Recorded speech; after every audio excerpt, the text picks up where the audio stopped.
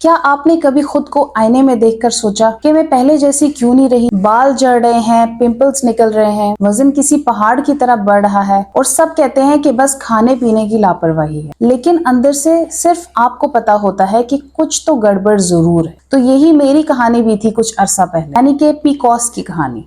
एक खामोश बीमारी जो अंदर ही अंदर खुद एतमादी, जिस्म और दिमाग तीनों को थका देती है। तो पीकॉस का मतलब है पॉलीसिस्टिक ओवरी सिंड्रोम। ये एक हार्मोनल इम्बैलेंस है इसमें खवातीन की ओवरीज में छोटे छोटे सिस्ट्स बन जाते हैं, मेंस्ट्रुअल साइकिल इरेगुलर हो जाते हैं और जिस्म टेस्टोस्टेरोन जैसा बिहेव करने लगता है। अब इसकी अलामात क्या होती हैं? इरेगुलर मेंस्ट्रुअल साइकिल्स आना, वजन का अचानक बढ़ना, बालों का गिरना, चेहरे पर एक्नी और बालों का आना, थकन, चिड़चिड़ाहट, बेचैनी। बहुत से लोग ये सवाल करते हैं कि क्या पीकॉस का मुकम्मल इलाज मुमकिन है? क्या मैं वजन कम कर सकती हूँ? क्या मेंस्ट्रुअल साइकिल्स वापस नॉर्मल हो सकती हैं? और इस सब का जवाब है कि हाँ, सिर्फ तब जब आप अपनी आदत और सोच को बदलेंगे। जो चीजें मेरे लिए वर्कआउट की वो मैं आपको आज बताऊंगी, और ये ऐसे सीक्रेट्स हैं जो कि आपको नॉर्मली कोई भी डॉक्टर नहीं बताएगा। तो मैंने सबसे पहले शुरुआत की चलने से। जी हाँ, सिर्फ रोजाना 30 मिनट की ब्रिस्क वॉकिंग।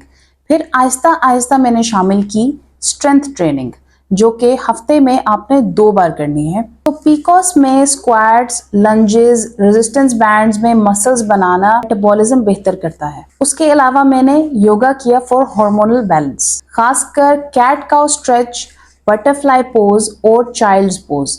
ये ना सिर्फ आपके स्ट्रेस को कम करते हैं बल्कि पेल्विक एरिया में ब्लड फ्लो भी बढ़ाते हैं। और हाई इंटेंसिटी इंटरवल ट्रेनिंग सिर्फ वीकेंड्स पर। तो हाई इंटेंसिटी इंटरवल ट्रेनिंग ने मेरा स्टेमिना भी बढ़ाया, वेट लॉस भी स्पीड अप किया। वर्जिश ने ना सिर्फ मुझे फिजिकली फिट किया बल्कि मेरा मेंटल हेल्थ भी बेहतर किया। मैंने फैट डाइट्स को छोड़कर अपने खाने से दोस्ती की।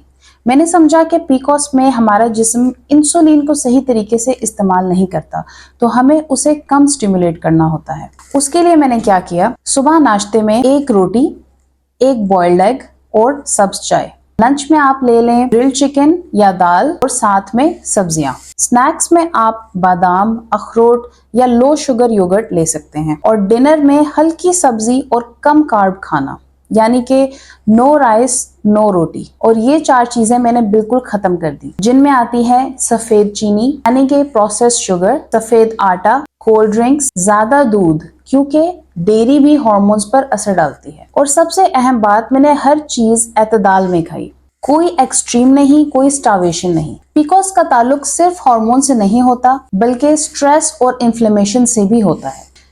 तो इसमें मैंने सीखा कि हर दिन 10 मिनट का माइंडफुलनेस, हल्दी का दूध, ग्रीन टी, ओमेगा 3, वक्त पर सोना, रात 11 बजे तक, मोबाइल का इस्तेमाल कम करना, खास तौर पर सोने से पहले।